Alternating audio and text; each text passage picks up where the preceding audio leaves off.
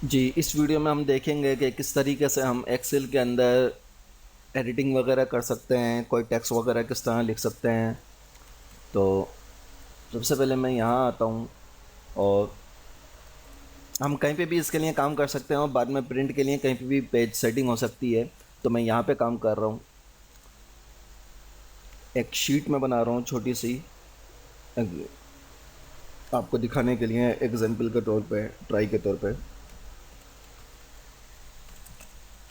Student name, अब ये देखिए मैंने यहाँ पे लिखा है स्टूडेंट नेम, ये सिर्फ इसी खाने में लिखा हुआ है, इसी सेल के अंदर लिखा हुआ है, इसी बॉक्स जो है, जो इसका बॉर्डर बना हुआ है, इस बॉक्स के अंदर लिखा हुआ है। ठीक, और ये यहाँ पे जब मैं करता हूँ तो नहीं आ रहा। जो चीज़ हम यहाँ पे सेल के अंदर लिखी हुई है वो यहाँ शो हो रही है फार्मूला बार के अंदर। ठीक है, और जब मैं यहाँ पे आता हूँ तो ये नेम तो यहाँ पे आ रहा है लेकिन यहाँ शो नहीं हो रहा। इसका मतलब कि ये इस कॉलम में नहीं है बल्कि ये सी के कॉलम में है, और यहाँ पे इसका एड्रेस भी आ रहा है C5। तो इसका एड्रेस आप यहाँ पे देख सकते हैं C5, यानी सी कॉलम और 5 रो। C5 का मतलब सी कॉलम और 5 रो। अच्छा, एक सेल से दूसरे सेल पे कैसे जंप करेंगे, मैंने यहाँ पे स्टूडेंट नेम लिख लिया। अब मुझे नेक्स्ट कॉलम में जाना है, ये सी से डी में आना है नेक्स्ट कॉलम में, तो मैं टेप का बटन प्रेस करूँगा, टेप दबाऊँगा। और अगर मुझे C5 रो जो है, इस 5 रो से 6 रो में आना है इसी कॉलम के अंदर, तो मैं इंटर प्रेस करूँगा। ठीक है, और अगर मैं इसी सेल के अंदर रहते हुए मज़ीद लाइनें चाहता हूँ, जैसे वर्ड में हम इंटर करते हैं, यहाँ तो एक सेल में इंटर करने से नेक्स्ट कॉलम में आ रहा है, नेक्स्ट सेल में चला जाता है। तो यहाँ पे इंटर कैसे करेंगे, ऑल्टर का जो बटन है ये प्रेस करके रखेंगे और एंटर का बटन प्रेस करेंगे। तो ये देखिए अब ये एक ही सेल के अंदर लाइनें दे दे के ब्रेक कर कर करके ये लिख रहा है।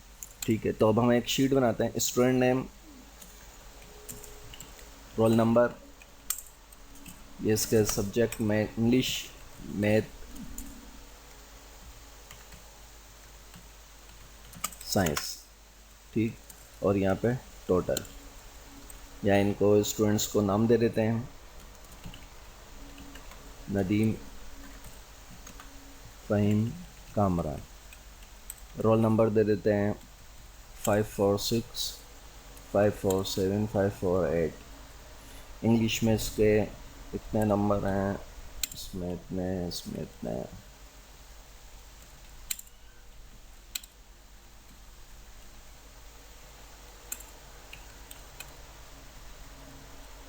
ठीक है जी, अब ये यहाँ पूरा नहीं आ रहा, इसके लिए हमें क्या करना होगा, इसके ऊपर डबल क्लिक करेंगे कॉलम पे।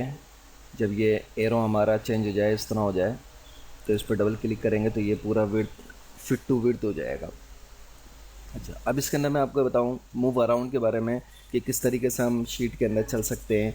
ये देखिए, अब स्क्रोल बार से हम नीचे और ऊपर कर सकते हैं। ज़्यादा बड़ी शीट नहीं है, इस वजह से जो है इसमें ज़्यादा नीचे नहीं जा रहा। यहाँ से left to right, right to left इसको मूव कर सकते हैं। ठीक है, इससे अप एंड डाउन। इसी तरीके से अगर हम माउस इससे कीबोर्ड से करना चाहें तो कीबोर्ड से करने के लिए हमें एरो की को इस्तेमाल करना पड़ेगा।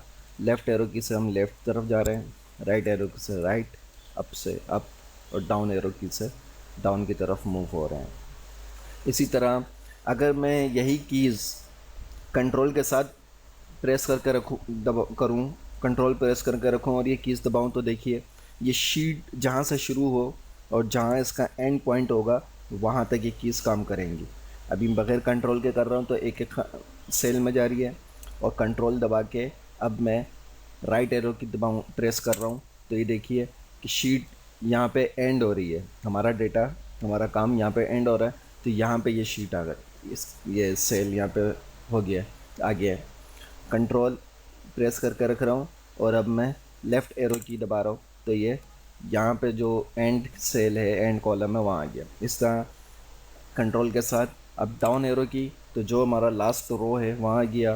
कंट्रोल अप एरो की से जो टॉप एरो की है, टॉप रो है हमारी, वहाँ आ गया।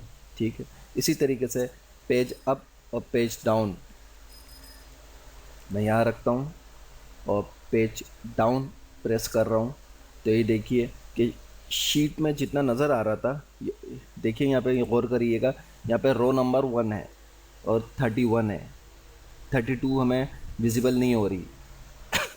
तो इसके लिए जब हम पेज डाउन एक दफ़ा प्रेस करूँगा तो ये 32 यहाँ हो गई, यानी जो शीट हमारी स्क्रीन पे विजिबल हो रही है, इसके बाद नेक्स्ट स्क्रीन जो है वो ये शो करेगा पेज डाउन। ये देखिए 63, अब यहाँ पे 93 है तो अब ये 94 आ जाएगा। ठीक है, और पेज अप करेंगे तो इसी के से एक